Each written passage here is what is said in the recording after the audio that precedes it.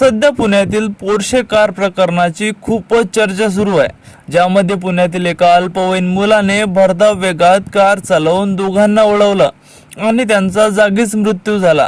तर याच घटनेची काहीशी पुनरावृत्ती आता शिरूरमध्ये पाहायला मिळाली आहे, जेथे एका पोलीस पाटलाच्या अल्पवयीन मुलीने मालवाहू पिकअप चालवताना दुचाकीला धडक दिली आणि एका 30 वर्षीय तरुणाचा जागीच मृत्यू झाला आणि यासोबतच आणखी एक व्यक्ती गंभीर जखमी झाला। हा अपघात एवढा भीषण होता की त्या मालवाहू पिकअप ट्रकने बाईक सगट त्या चालकाला 20 ते 30 फुटांपर्यंत फरफटत नेलं।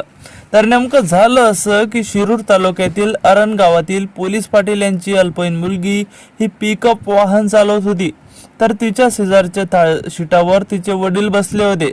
मात्र अचानक तिच्या टेम्पोची एका बाईकला धडक झाली आणि बाईक सोबतच चालकही बराच दूरपर्यंत घासत गेला। आणि अजून मोठी धक्कादायक गोष्ट म्हणजे अपघात झाल्यानंतर पोलीस पाटील आणि त्यांची मुलगी मदतीसाठी तर आलेच नाहीत, उलट टेम्पो तेथे सोडून देऊन त्यांनी पळ काढला। या घटनेत एका तरुणाचा मृत्यू झाला आणि आणखी एक व्यक्ती गंभीर जखमी झाला। या प्रकरणी तरुणाच्या भावाने शिक्रापूर पोलीस स्टेशन येथे फिर्याद दिली आहे। तसेच पोलीस पाटील आणि त्यांची मुलगी या दोघांवर गुन्हा दाखल झालाय आणि पोलीस या गुन्ह्याचा आणखी तपास करत आहेत।